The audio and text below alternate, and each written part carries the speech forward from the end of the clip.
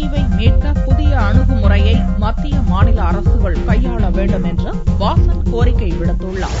தமிழ் மாநில காங்கிரஸை பலப்படுத்த உறுப்பினர் சேர்க்கும் நிகழ்ச்சியை சென்னையில் வியாழனன்று ஜி.கே. வாசன் துவக்கி வைத்தார். தொடர்ந்து செய்தியாளர்களிடம் பேசிய அவர், ஜனவரி 31ஆம் தேதிக்குள் 50 லட்சம் உறுப்பினர்களை சேர்க்க திட்டமிட்டுள்ளதாகவும் அதற்கான ஆயத்த பணியில் தொண்டர்கள் ஈடுபட்டுள்ளதாகவும் தெரிவித்தார். கச்சத்தீவை மீட்க புதிய அணுகுமுறையை மத்திய மாநில அரசுகள் கையாள வேண்டும் என்று கூறிய வாசன், மீனவர்கள் குறித்து பேச அனைத்து தமிழர்களுக்கும் உரிமை உண்டு என்று தமிழிசை கூறிய கருத்திற்கு பதிலடி கொடுத்தார். கச்சத்தீவை பொறுத்தவரையில புதிய அணுகுமுறை, புதிய முடிவுகள் எடுக்க வேண்டிய சூழலிலே மத்திய அரசு இருக்கிறது.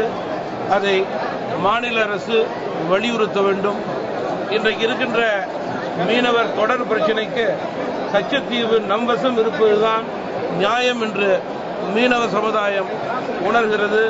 எனவே உண்மை நிலைக்கு ஏற்றவாறு அரசாங்கங்கள் தங்களுடைய பணியை செய்ய வேண்டும்.